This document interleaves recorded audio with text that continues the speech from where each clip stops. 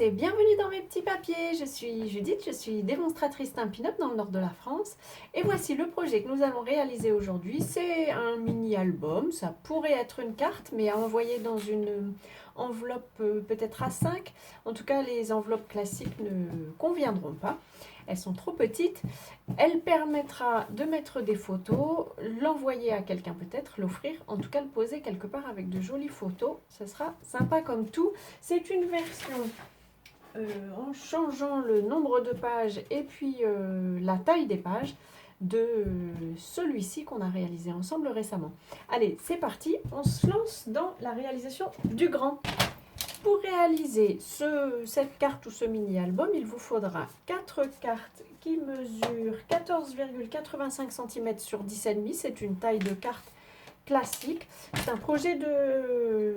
Je ne vous l'ai pas dit, c'est un projet d'Elizabeth Shannon que j'ai recalculé en centimètres. Et donc, j'ai choisi une taille qui conviendra, qui permettra d'en mettre le plus possible dans une page A4.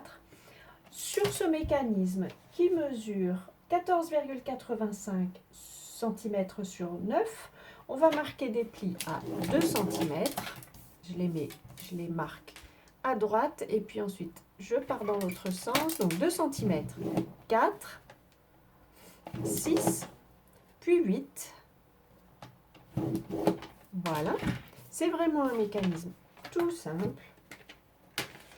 On va marquer les plis. Ça, c'est une pièce qu'on ne verra pas particulièrement dans la carte ou dans le mini-album. Elle est au milieu. Et puis, je vais décorer, avant de les placer, je vais décorer ces éléments-ci. Alors, j'ai choisi de décorer de découper des morceaux dans le papier de série Design Odyssée vers les étoiles. Comme toujours, vous trouverez toutes les mesures et puis les références des articles que j'utilise dans le lien qui se trouvera dans la barre d'infos si vous êtes sur YouTube ou alors sous la vidéo si vous êtes sur mon site.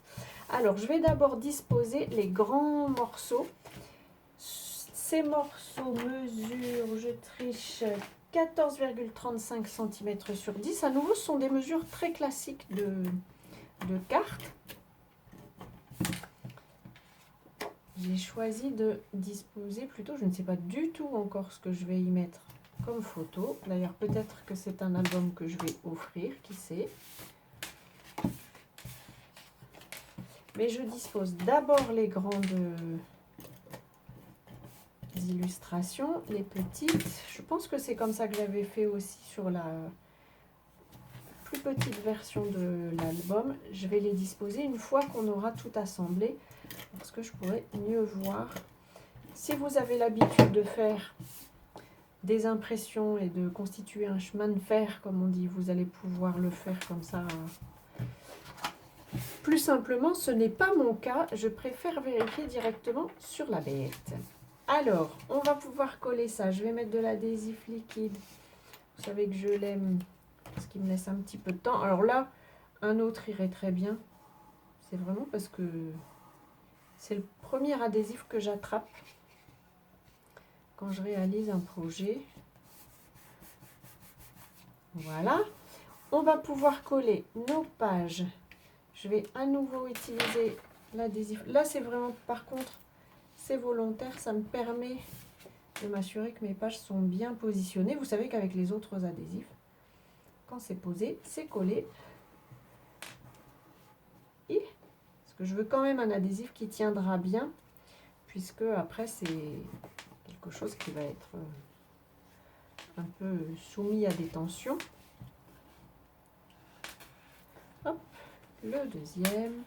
Et donc, je les dispose tous comme ça, en faisant tourner mon mécanisme. Hop. Ça fait un peu...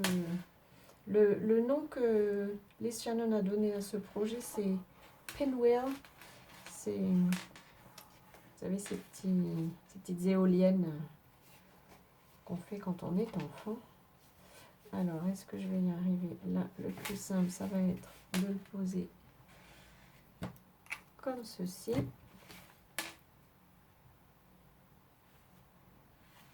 Voilà. Et donc là, on a déjà notre mécanisme qui fonctionne.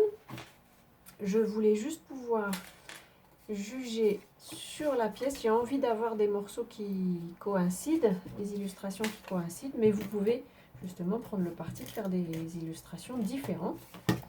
Tout ça, c'est une question de choix. La mesure de ces papiers-ci, je vais vous la donner. Qu'est-ce que j'y mets ici? Je pense que c'est celui-ci.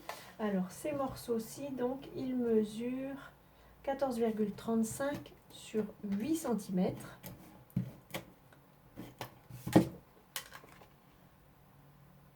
Parce que forcément, on a enlevé les 2 cm ici sur le côté. Et oui, ça me va bien. Alors, pour l'instant, je n'ai pas préparé de tamponnage, de décoration, parce que je ne sais pas du tout ce que je vais y mettre. Mais bien entendu, vous le décorez ensuite avec le thème qui vous fait envie. Moi, je n'ai pas acheté le set de tampons qui va avec le papier. Je trouvais juste le papier tellement beau que j'ai craqué. Ça n'est pas bien. Et le prototype, malheureusement, j'ai oublié de vous le dire, c'est un papier qui n'est plus disponible, mais je l'aime bien. Donc, j'ai voulu l'utiliser. Vous ne pourrez donc malheureusement pas l'acheter sur la boutique. Voilà, j'espère que ce projet vous aura plu. J'étais en train de chercher les fournitures qu'on a utilisées, mais en fait, tout est là.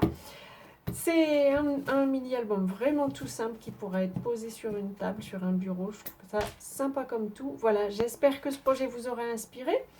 Si c'est le cas, pensez au petit pouce.